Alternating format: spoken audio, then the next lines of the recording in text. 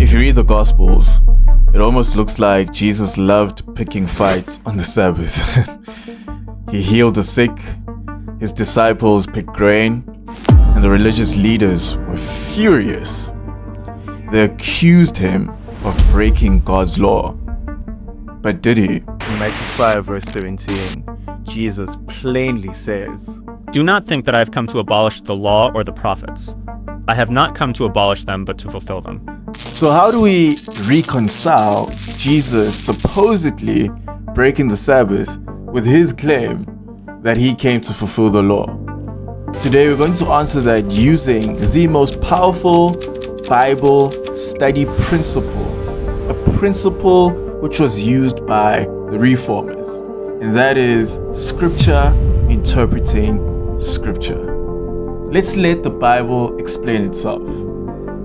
So the Sabbath was designed as a gift. We know that by now through previous episodes.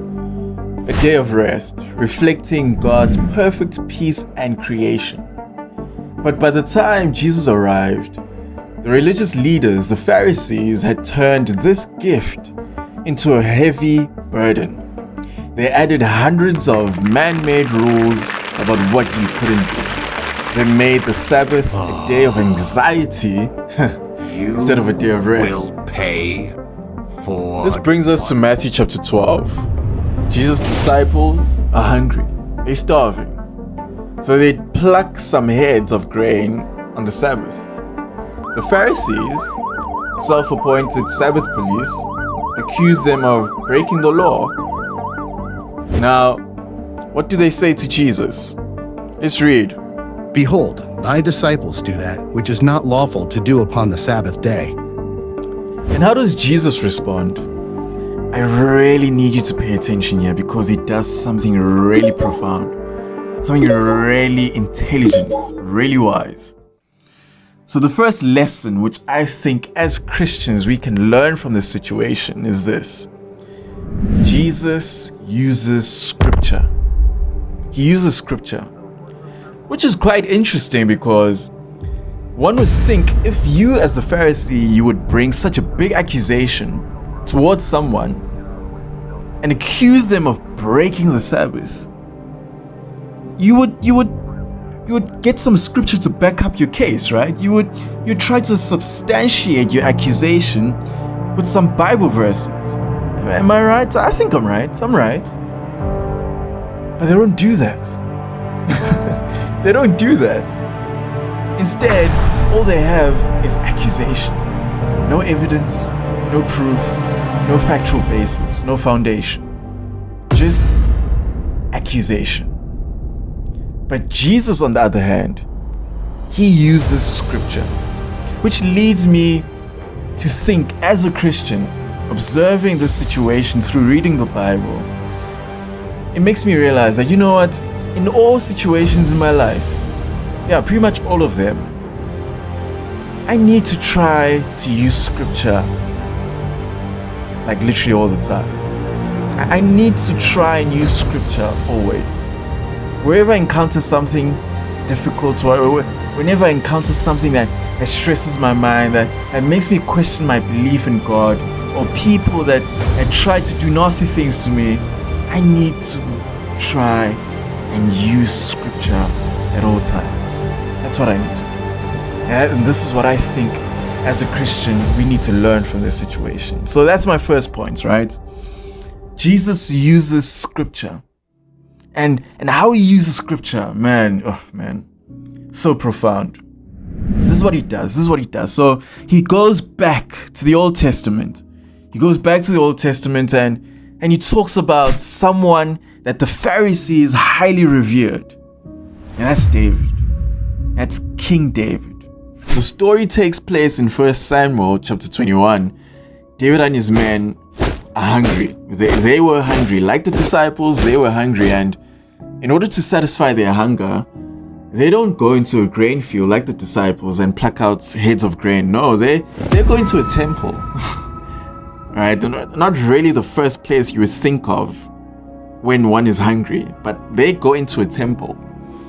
They go into a temple and they eat consecrated temple bread. let's just pause for a moment. They eat consecrated temple bread. You're hearing this correctly. Which is, by law, only permissible to be eaten by priests. So they eat this bread, and to go into more detail, Leviticus 24 tells us that the temple bread was only swapped out on the Sabbath. So that means that David and his men ate forbidden bread on a Sabbath.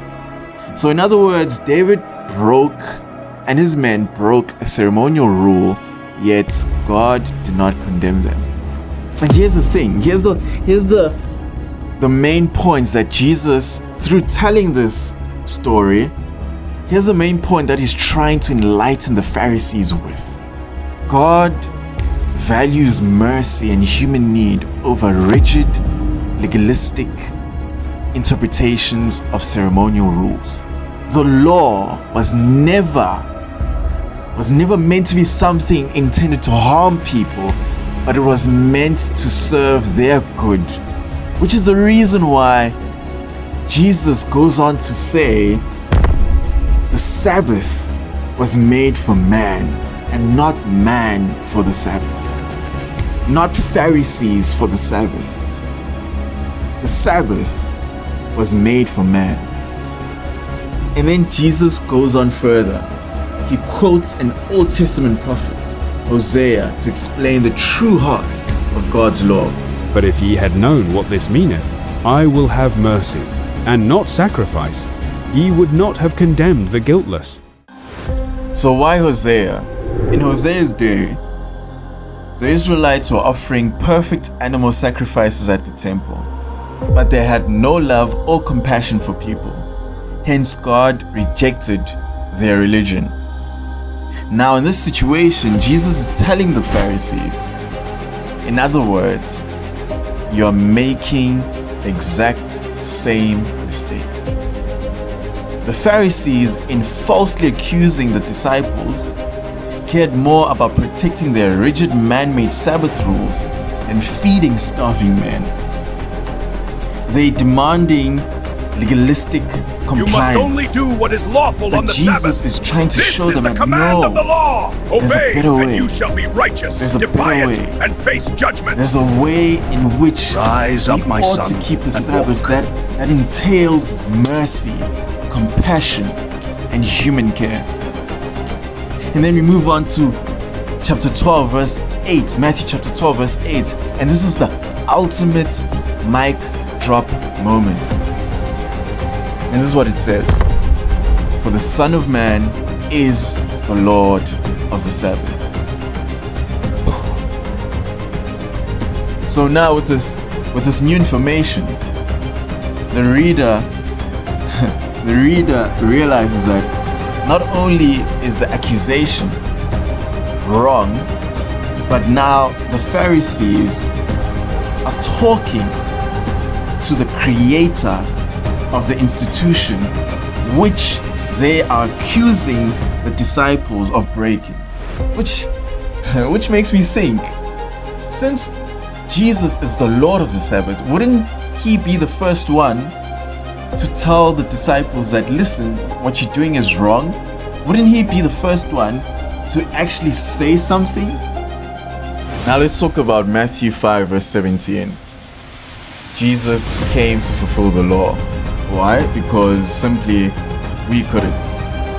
And the Apostle Paul, in the book of Romans chapter 8 verse 3 to 4 explains this.